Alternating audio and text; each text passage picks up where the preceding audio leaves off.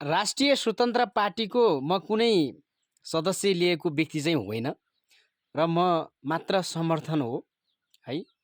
र पछिल्लो चरणमा अहिले जब चाहिँ राष्ट्रिय स्वतन्त्र पार्टीले जुन देखाइरहेको क्रियाकलाप देख्दाखेरि अलिकति चाहिँ झनक्क रिस उठ्ने खालको चाहिँ भएको छ मलाई होइन।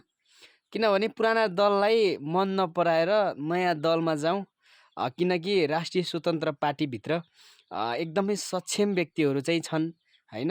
एउटा चाहिँ पढे लेखेका व्यक्तिहरू छन् र उनीहरूले पक्कै पनि नेपाल र नेपाली जनतालाई बनाउँछन् भनेर चाहिँ समर्थन गरेको छु। र हिजो मात्रै सार्वजनिक गरिएको जुन अब आउँदै गरेको निर्वाचन समानुपातिकको सूची हेर्दै गर्दाखेरि चितवनबाट 21 जना भनेपछि हामी रोल्पा रुकुमका मान्छे फेरि बाँझै मर्ने त भयौँ। कुरा यति नै हो। अरू चाहिँ बाँकी भन्नुपर्दा केही छैन गुनासो।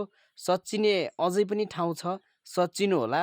राष्ट्रिय स्वतन्त्र पार्टी के अरे चाहिँ चितवनको मात्रै होइन र नेपाल अधिराज्यभरिको एउटा चाहिँ नसा बनेको छ।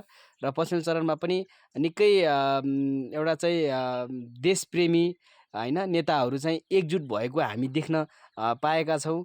त्यसमा पनि हामी खुसी छौँ। तर हिजोको यो समानुपातिकको सूचीले गर्दा हामी एकदमै दुखी छौँ साथी हो। अब एक गिलास खानै पर्ने जस्तो देखियो।